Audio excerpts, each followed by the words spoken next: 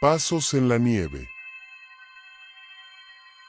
La nieve caía sin piedad, cubriendo el bosque en un manto blanco y helado. Diego, con el aliento visible en el aire, avanzaba tambaleándose, arrastrando sus pies en la profunda nevada. Había estado en la cabaña de su amigo, y la botella de whisky lo había llevado a un estado de embriaguez que nublaba su mente. Cada paso era un desafío, y las sombras entre los árboles parecían moverse con cada giro de su cabeza. Diego era un tipo sencillo, un amante de la naturaleza y las escapadas al campo. Pero esa noche, su amor por la aventura lo había llevado a un lugar peligroso. La oscuridad del bosque lo envolvía, y a medida que se alejaba de la cabaña, la sensación de aislamiento se intensificaba. Solo un poco más, se decía, intentando recordar la dirección de su hogar. Mientras caminaba, un crujido en la nieve rompió el silencio. Se detuvo en seco, su corazón latiendo con fuerza. ¿Qué fue eso?, pensó. Al principio, pensó que era su propia mente jugando trucos. Pero cuando el sonido se repitió, un escalofrío le recorrió la espalda. No estaba solo. Miró hacia atrás, pero solo vio la oscura línea de árboles, sus ramas pesadas por el peso de la nieve. La luna apenas iluminaba el camino, y cada sombra parecía cobrar vida propia. Se rió nerviosamente, intentando ahogar su miedo. «Es solo el viento», se dijo, pero no pudo sacudirse la sensación de que algo lo seguía. A medida que continuaba, los pasos se hicieron más claros, como si alguien estuviera acechándolo. Con cada crujido, su mente comenzaba a divagar. ¿Y si es un lobo o un fantasma?, se preguntó, su imaginación llevándolo a lugares oscuros. El alcohol no ayudaba, y su mente empezaba a jugarle trucos. Decidió tomar un atajo por un sendero angosto entre los árboles, pensando que quizás podría salir de ese incómodo aprieto. Pero la nieve crujía más fuerte ahora, y el aire se sentía pesado, como si el bosque mismo lo estuviera atrapando.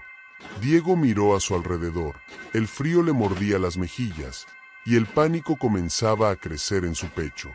De repente, un grito desgarrador resonó en el aire, un sonido tan humano y lleno de desesperación que lo dejó helado. «¿Quién está ahí?», gritó, pero su voz se perdió en el silencio. La soledad del bosque lo rodeaba como un abrazo gélido. Giró, sintiendo que algo lo observaba, pero solo había oscuridad. La figura que creía ver se desvaneció entre los árboles. Sus pasos se aceleraron, casi como si el bosque lo empujara hacia adelante. Pero los crujidos detrás de él se hicieron más insistentes. Era como si algo, o alguien, estuviera disfrutando de su miedo, persiguiéndolo en la noche. «No es real, no es real», murmuraba, intentando mantener la calma. Finalmente, vio un destello de luz a lo lejos. Era su casa, una cálida y familiar silueta entre la negrura del bosque. La esperanza se encendió en su pecho y corrió hacia ella, sintiendo que cada fibra de su ser le pedía que se apresurara. Pero la figura oscura volvió a aparecer en su mente, esa presencia que lo había estado siguiendo, acechando entre las sombras. Al llegar a la puerta, Diego la empujó con fuerza, cerrándola de un golpe detrás de sí. Se dejó caer contra ella, el acelerado y el sudor frío en su frente. El silencio en su hogar era casi ensordecedor, un refugio bienvenido, pero su mente no se aquietaba. Miró por la ventana, el frío exterior iluminado por la tenue luz de la luna. Y ahí estaba, la figura en el borde del bosque. Como si supiera que Diego la observaba, dio un paso adelante, dejando que la luz de la luna mostrara su cuerpo. Era una silueta delgada, con un rostro que no podía distinguirse claramente, pero sus ojos brillaban como dos brasas, fijos en él. Diego sintió que la mirada de la figura penetraba en su ser, como si pudiera ver todos sus miedos y secretos. Un escalofrío recorrió su espalda.